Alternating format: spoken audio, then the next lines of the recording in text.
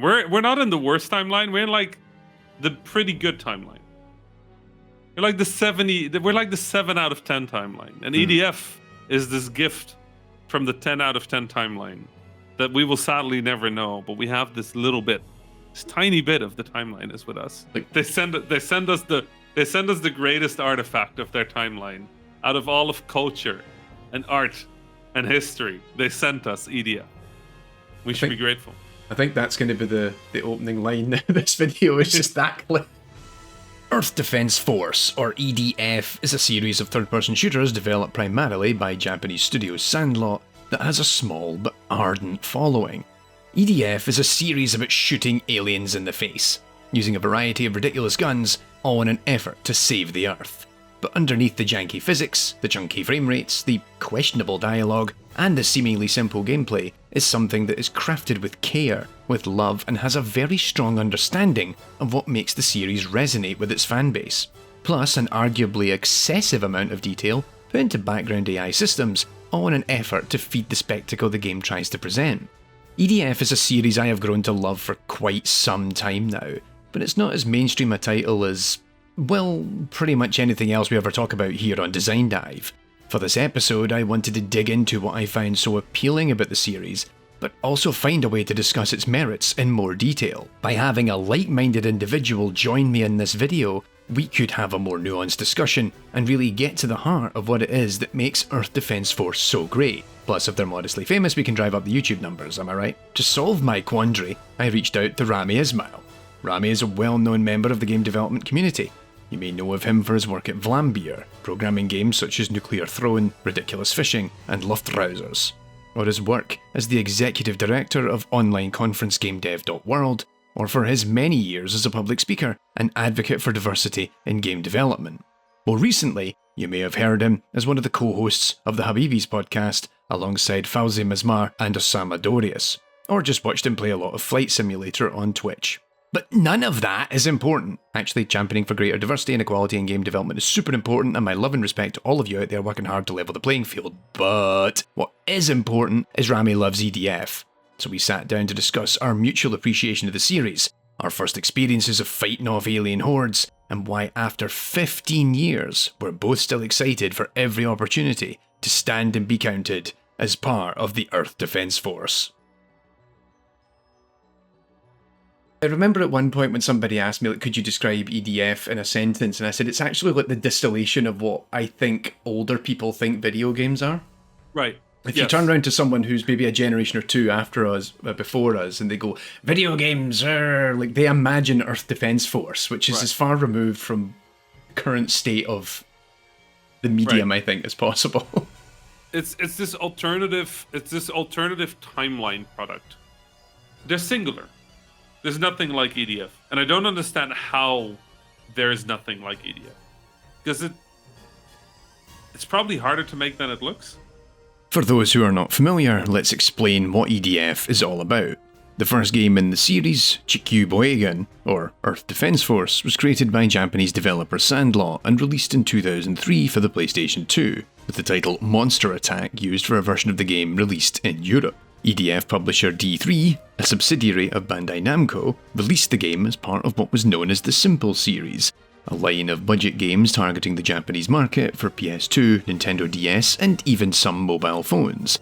While most of the games released were largely inconsequential, the series sold more than 20 million units during its lifespan from 1998 to 2012, with some titles such as Oni Chambara and of course Earth Defense Force garnering attention outside of Japan. Sandlot took inspiration from their previous title, Gigantic Drive, for the PS2, known as Robot Alchemic Drive, or RAD, in Western markets, for which they'd created a game engine that enables for large characters to operate in semi-destructive environments. While RAD was about observing and interacting with combat between giant robots on the ground, Sandlot took the engine and turned the premise on its head. With Earth Defense Force, players fight off waves of monster enemies ranging in size and scale. This was expanded upon with Earth Defense Force 2, released for PS2 in 2005 in Japan and rebranded as Global Defense Force on its release in Europe in 2007. Once again, EDF 2 never made it to the US, until it was ported to the PlayStation Vita in 2015. The narrative suggested by some fan sites is that a game released in the early 2000s with collapsing skyscrapers may not go down well with American audiences. Nonetheless, the sequel is where the notions of scale of content begin to become established, with more levels, more enemy archetypes, more playable characters, and an increasingly ridiculous array of weapons that go alongside it. The series has continued to grow and evolve with each new release, but quite often in weird and unexpected ways. The third entry of Earth Defense Force, EDF 2017, is weird given that it is a quasi-remake of the original. What makes it even weirder is that while it's the first EDF to be released in both North America and Europe, it was an exclusive to the Xbox 360. This is a curious choice, given while it means the developers can really target Western audiences, it left their Japanese audience in the lurch, since the Xbox has never been a major player in the Japanese console space. This was followed up by Earth Defense Force 2025 on Xbox 360 and PlayStation 3, which acts as a sequel to EDF 2017, while also being a remake of Global Defense Force. EDF 2025 was later re-released as EDF 4.1 on PC and PS4, with more content and a revised mission structure. This was followed by EDF 5, first released in Japan on the PS4 in 2017, with the worldwide release in 2018 and a PC port in 2019. And of course, there's the Earth Defense Force games made outside of Japan, but we'll come back to that in a minute. It was interesting to discover that both Rami and I were introduced to EDF courtesy of 2017, each with our own weird story to tell. I think the first one I played was 2017, and then I just fell in love with the series instantly, right? Well, not instantly. The first few levels, I was like, what am I doing with my life? But then, you know, EDF is the kind of game that it just sort of clicks. Yeah. Like it doesn't click and then it clicks, right? And you have to sort of like let go of what you think a game should be and just sort of accept that you're rolling sideways 90% of the time now and shooting at things. And there's a level of unhingedness to it that is really unique to the game that you would normally only get in slapstick games, but it presents itself 100% serious, right? Yeah. And as soon as that clicked, that was what I was playing, I fell in love with the series instantly. And I went back and I tried to play every EDF game I could find that was out already. 2017 was my first game in the series, and I'd kind of went through a phase of I completely fell off video games, actually. Sometime around the PS2 era. I think it was because I'd backed the wrong horse too many times. I think I had an N64, then a Dreamcast, and then a GameCube, and then after that I'm like, you know what, I'm good. You played some good games on I played some good games, but I was done. Right. And so I hadn't played, and funnily enough, I started my PhD, and I was doing my PhD on AI and games, so I had to kind of look like I give a shit again. Right. And I remember I was staying with a friend in Glasgow, and he just got an Xbox 360, and I'm like, all right, cool, these are the new Xbox. He's like, oh, it's amazing. You should check out these two games. And so he shows me two games in the space of an hour. Gears of War and Earth Defense Force 2017. How did that happen? Well, he's just like, these are the two best games on the system. Amazing. And I'm like, these are diametrically opposite. They're the polar opposites of one another. And he's like, I know, this one, all the graphics are really good, but it's very serious and it plays pretty cool. It's very heavy, it's punchy. Right. But here I get to shoot big ants in the face with a gun. I'm like, and the city ant one.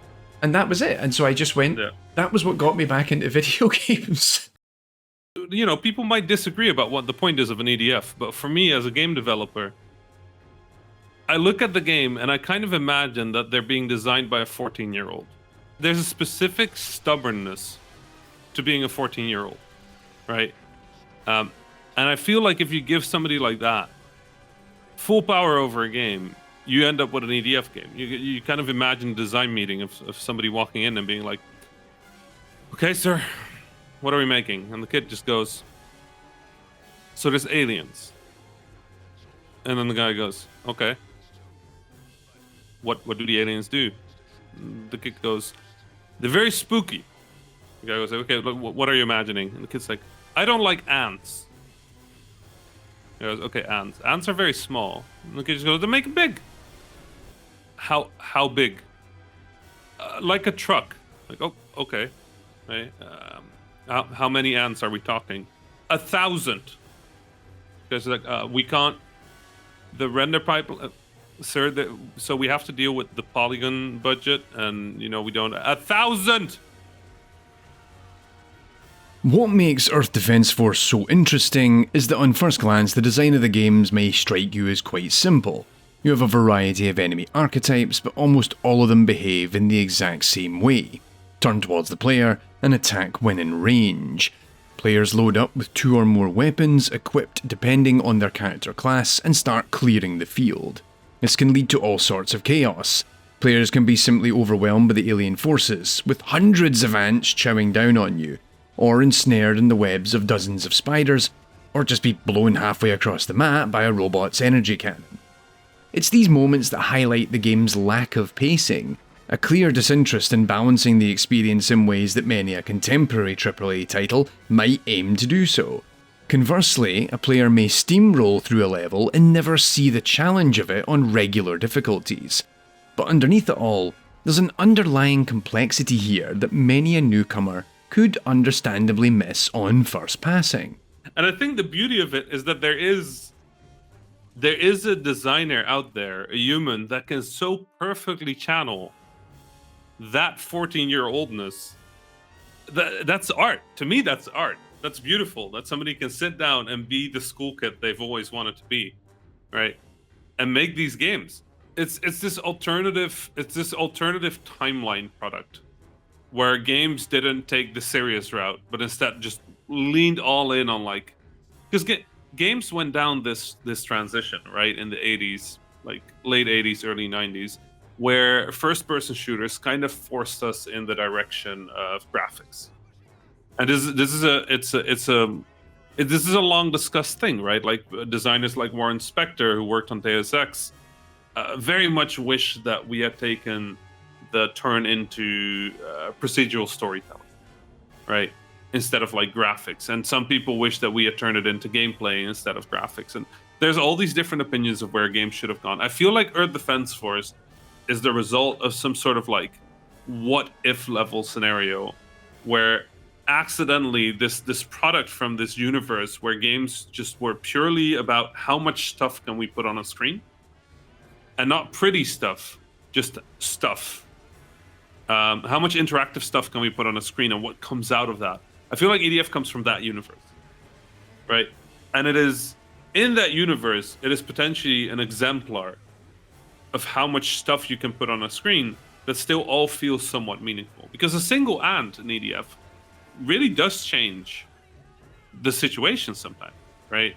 Like a single spider on top of a building will mess you up. Well, if it wasn't there, this would be an easy fight. And because it's so procedural and so many things are happening at once, the level is undependable, right? Because the buildings will collapse. The lines of sight change continuously. You're the only one that can destroy buildings 90% of the time. So you're here to protect the city, and by the time you're done, there's no city left, but you're still going to celebrate. There's this thing that's very rare in game design, which is EDF maximizes. A lot of game design has this rule, and this is the same rule I've been taught in design school. It's like a design isn't good when you can't add anymore. It's good when you can't remove more, right? And I think EDF does this weird job of minimizing the systems and the tool set, right? We've got an ant, we've got a red ant. If you're playing specific EDF games, there might be a green ant. And then there's all these different enemy types, but they're very small archetypes. There's usually 20 to 30 enemy types across an entire EDF game. And that's including a bunch of very unique enemies. And that's it. But then with that, they're like, okay, how can we get the most out of this? How can we get 125 levels out of this that start with, oh no, there's an ant, and that end with God descends from the heaven, and we're going to shoot it with nuclear-powered laser barrels, right? And somehow it works.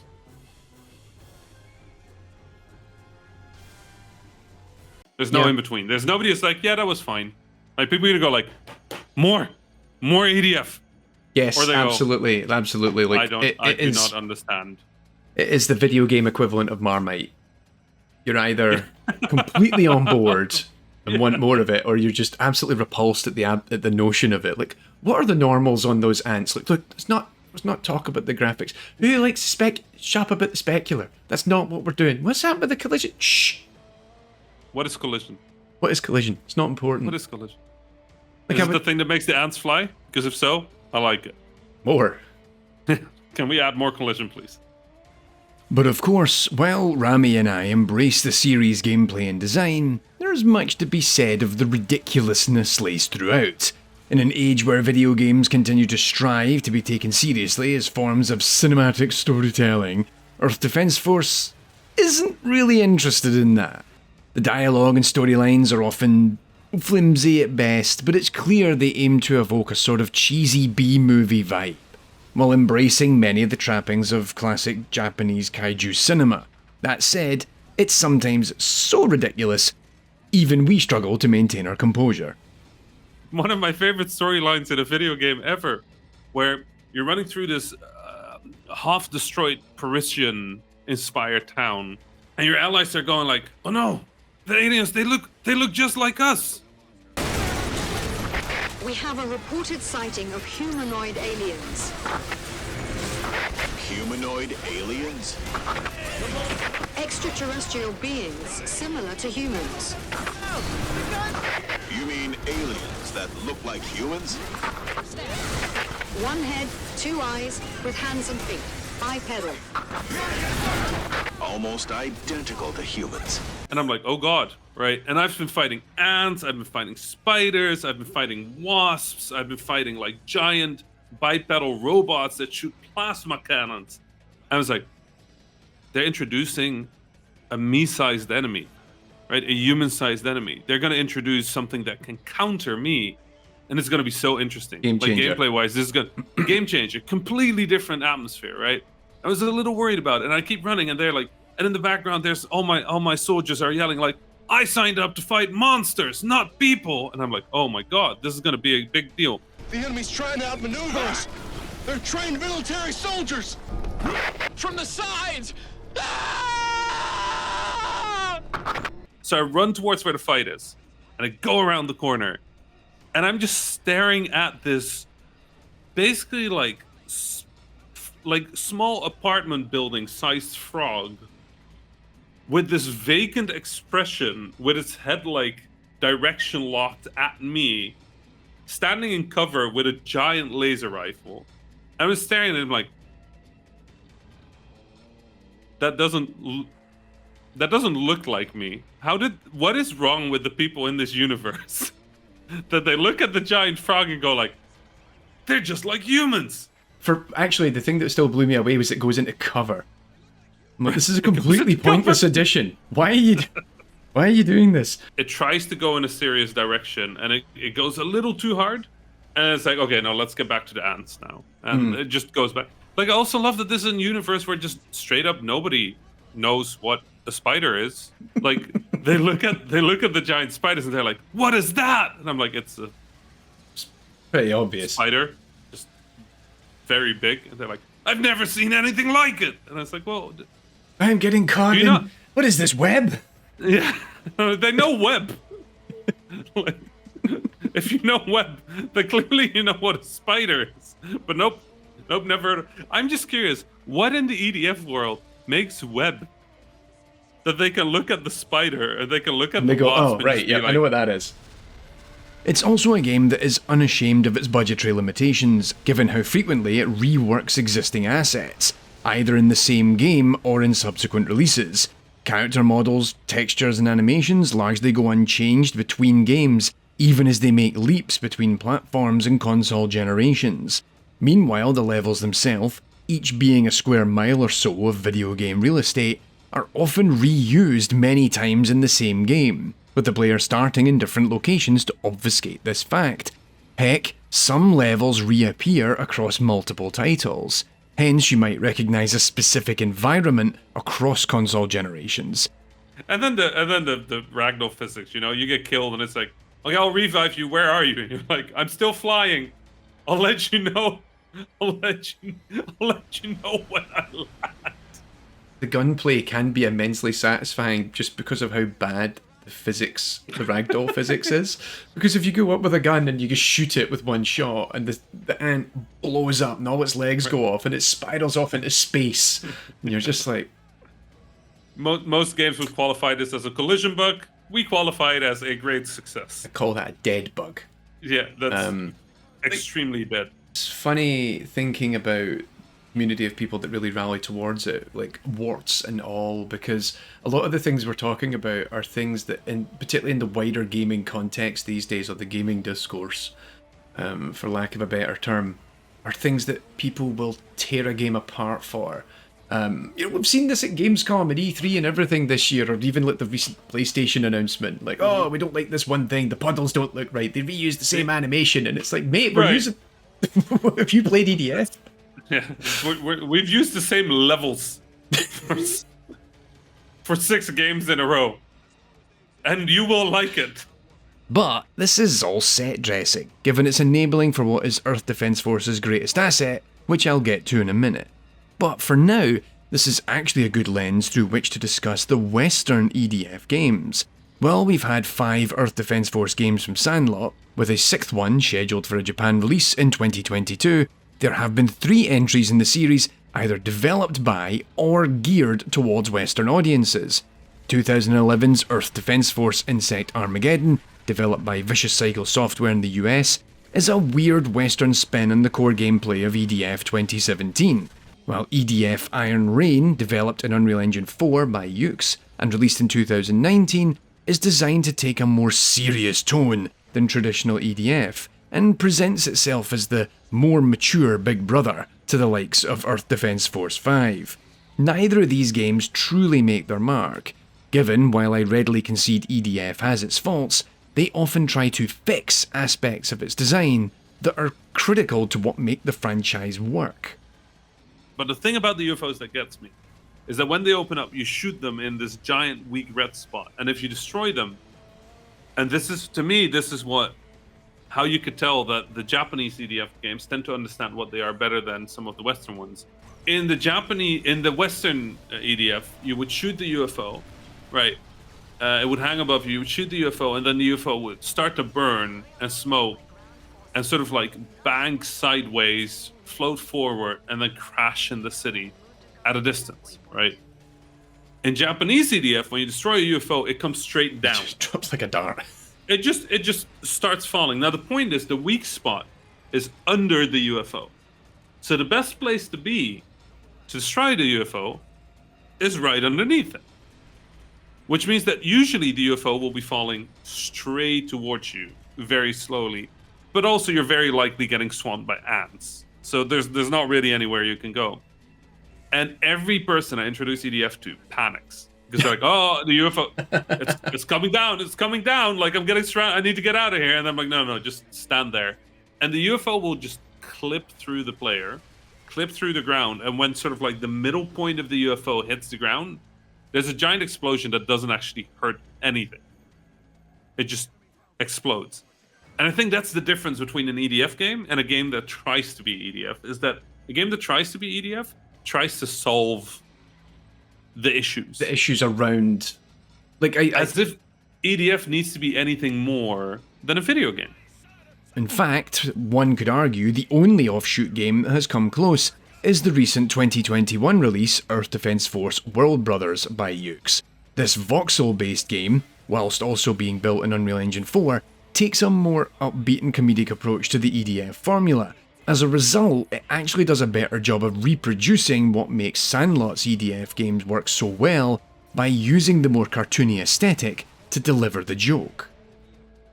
I enjoy World Brothers enough, but it's EDF-E, which is probably the best thing I've ever said about a Western EDF game. It's EDF-E, right? It has moments where you're like, oh, okay, yeah, I'm playing an EDF game. And then, I fall off the side of the cube, and I'm like, what? What do you mean I can fall off the world? I do think World Brothers is probably the best Western one they've made, and yeah, arguably the thing about it is that it kind of plays very tongue-in-cheek, and it becomes, and it's noddingly self-aware of the tropes right, that the Japanese games have, and it's like, well, funnily enough, you're embracing those tropes in a sense of parody is actually what makes this game work. Right. It's like I said, it's EDFE, right? Yeah. It's not an EDF game because an EDF game needs to not play it tongue-in-cheek. It needs to be serious about it. But this game is, what if a Western developer really understood EDF and made a tribute to EDF? I kind of wish they just made an EDF game. It's like they broke the kayfabe. Right. Yeah. Yeah. Yeah. That's exactly what happened. They're like, okay, look at how ridiculous it is. And I'm like, no, I'm aware. I just need you to not be aware. Yeah, as soon as they're going, look, this is the thing we're doing. We're like, shut up. We know that's what you're doing. Right. And it made me grin. Like, it was really nice to see that they understood and appreciated the right things about EDF, right? They're poking at the right things. They're poking at the ridiculousness of a lot of things. It doesn't seem safe here. It's not just unsafe. This is worse than before. This definitely doesn't look good. The other thing is, on the higher difficulties, those AI actually matter. Yeah. When you get to like pretty high, when you go to like higher difficulty levels, you go into a level and you're like, okay, about 4 groups of people, that group is going to get picked off on the right flank if we go down this runway, this railway. So, gonna have to keep them safe. How am I going to do that? What kind of weapon am I bringing? And suddenly you're talking strategy? Yeah. I don't know when that happened, but it happened. I think that's it. When a lot of people play them on the lower difficulty levels and they see it as a shooting gallery, and as soon as you get onto hardest and inferno, it's like the strategy of the weapons you're using, the location you deploy yourself in, the sight lines that you establish. Those are the things that will change. That's the thing that separates you from success and failure. Those latter levels on Inferno, where it's like we're doing it for the 8th time, and we're like, what are we doing wrong? And that is the fun thing, is there is always a solution. Yep. There is always a way out. On Inferno, it's surprisingly a puzzle game, right? When you put it at the highest level, there is a solution. And it's a relatively well-defined solution, too. Like, unless you have some of the best weapons in the game, the solution really is like, okay, pick off that first, deal with that, don't get hit by this, make sure this group survives there. Like, and you kind of like brute force your way through the level eventually. As crazy as it might sound, and very much in keeping with me and my brand, the real secret to this game is the AI. Now wait, it's not what you think, because even I wouldn't advocate this game has great enemy AI or anything like that. But in reality, underneath the cheesy dialogue, the crazy ragdolls, the frog soldiers, and the unbalanced enemy combat is a game engine that is capable of a lot of AI behaviour. But it's all really small stuff. Your NPC buddies are capable of a lot of dialogue and structured movement through the world. They can fight against enemies, who will in turn then target your allies. Even the enemy characters are often activated on specific event triggers or timers and such. And this is all super basic stuff. Any developer can go away and put this into place. It's all really simple cause and effect. But what it helps the game nail in a way that so many others don't is theatricality. When I'm delivering a talk or working with a studio on the AI for their game, PS, get in touch, let me help you make your AI in your games better, I talk a lot about theatricality. We want players to be whisked away to our game worlds full of wonder and excitement, and the AI needs to be able to elevate that experience. Earth Defense Force is a game that forgoes so many other aspects of cinematic realism or high-fidelity graphics in an effort to reinforce its more theatrical elements. It delivers unique stories of massive scale as you fight off Godzilla-like monsters, 4-legged fortresses, or simply hundreds upon hundreds of giant insects. Surrounded by your allies, evoking dialogue either by your side or on the radio, it delivers on its key narrative goals. But on top of this, the game is surprisingly emergent. The little AI NPCs, combined with the enemies and your interaction, create the simple yet powerful systemic environment to craft epic and evocative narrative. Rami and I share in this appreciation for these epic moments that EDF can create. Because they're actually very consistent. The good EDF games are extremely consistent in what they are, right? They're about the chaos of being overwhelmed, of dealing with moments to moments, of having way too complex AI and voice interaction system, right? Overly complex. It makes no reason, but your characters have military delegations. There can be a group leader, a platoon leader, and if the platoon leader dies, then responsibility falls to another character, and they're voice acting will like change depending on that, and they'll respond to like things that are happening around them. None of this is needed for EDF to work, but also it's so critical that it's there. This consistency, combined with a game engine that can handle it, well, most of the time, lends the design team a real confidence in the type of storytelling they aspire towards. You want an epic battle in the ruins of the city? No problem. A battle for survival on the beaches at sunset? Here you go. Fighting against the biggest robot you've ever seen? We got you covered. What it lacks in presentation, and slathers in B-movie sheen, it makes up for in creating an experience that no other franchise comes close to, which even the biggest AAA franchises try and fail to achieve. They're designs that are about doing everything you can with the thing you have, and not just showing the things that worked. Right? EDF also shows you the thing that doesn't work, which means that out of the 120 missions you're going to play in an average EDF game, 70 are kind of bad. They're not bad, they're interesting, but they're not good. If I was the game designer on the game, I would have probably cut them. But then every now and then, you're just standing on a beach, watching a beautiful sunset, and, you know, there's the sea in front of you, and everything is beautiful. And then suddenly, these robots start rising from the water. It was like, that's bad. And it's just this beautiful, dramatic sunset. And this army of giant robots is coming at you, and then suddenly the purple beam starts flying overhead, and you're like, that's very bad. And you just grab your weapon, and you run towards the beach. And it's this epic moment that not a single video game has ever given me the feeling that you have standing on the dunes in front of the beach, realizing that these Hectors are not going to stop. They're going to keep coming at you. They're going to fire their guns, and by the time they arrive, there's probably going to be a full army of ants or wasps or spiders or whatever horror is with them, sort of still hidden somewhat underwater. And you just stand on the beach waiting, and the line comes in, and it's like, Air Force is here, we're going to do a bombing run, stand back. And you stand back, and you just watch this airplane fly over. And then a second later, just like the explosions start happening. And start on the right, and it's just like, and then second, third, fourth, fifth, and just this line of explosions. And you just want to cheer. You just sit there and you want to cheer. There's no way to not cheer that. You're just like, okay. And it's this game that somehow it's a really good role-playing game where at times you can just really, you feel it.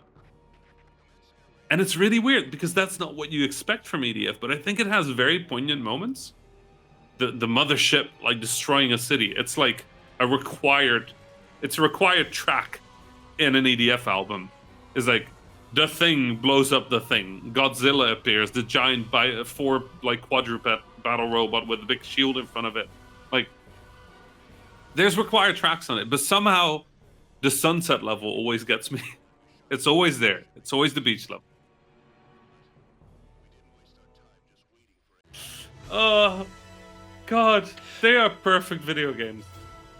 Yeah. If anybody is not convinced at this point that this is the greatest video game ever made, I don't know what to tell you.